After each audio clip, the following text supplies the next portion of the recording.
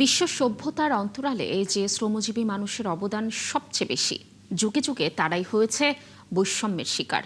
যে অধিকার আদায়ের লক্ষ্যে ৮০-র দশকে শিকাগোর পথে নেমে এসেছিল শ্রমিকরা, তার কতটাই বাস্তবায়িত হয়েছে একবিংশ শতকে এসে। তাই তো মহান মে দিবসে আজও পথে নামতে হয় নিজেদের অধিকার আদায়ের লক্ষ্যে। দর্শক, আরও জানাচ্ছেন আরাফাত ইসলাম। মহান মে দিবস আজ।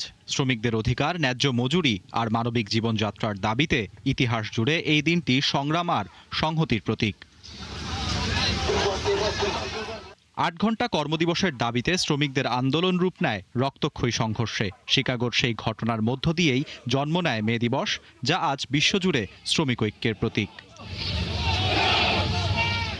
এবারের মে দিবসে সেই ইতিহাস যেন আবারও ফিরে এসেছে নতুন বাস্তবতায়। সিউল থেকে জাকার্তা, ইস্তাম্বুল থেকে ইউরোপের বিভিন্ন শহর, এমনকি যুক্তরাষ্ট্রের নানা প্রান্তে আজ রাজপথে নেমেছে হাজার হাজার শ্রমিক।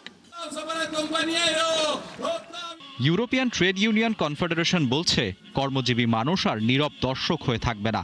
মধ্যপ্রাচ্য যুদ্ধের যে প্রভাব পড়েছে বিশ্বে, তার সরাসরি ধকল নিতে হচ্ছে বিভিন্ন দেশের প্রবাসী শ্রমিক সহ হাজারো শ্রমজীবী মানুষদের, যার দায়ভার এড়াতে পারে না বিশ্ব মোড়লরা।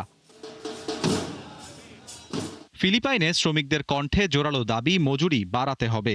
ইন্দোনেশিয়ায় শ্রমিকরা বলছেন তারা কেবল টিকে থাকার লড়াই করছেন।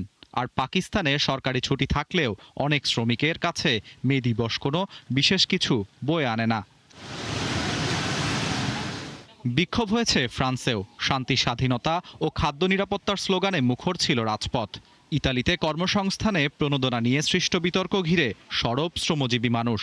আর পর্তুগালে শ্রম আইন পরিবর্তনের বিরুদ্ধে আন্দোলন দীর্ঘদিনের। যে যুক্তরাষ্ট্রের শিকাগোতে ৮০-র দশকে অধিকার আদায়ের বিক্ষোভে ফেটে পড়েছিল শ্রমিকরা, সেখানে আজও রাজপথে নামতে হয় শ্রমিকদের। ট্রাম্প প্রশাসনের নীতির বিরোধিতায় কর্মীরা ডাক দিয়েছেন শ্রমিক বনাম বিলিয়নিয়ার স্লোগানে কর্মসূচি।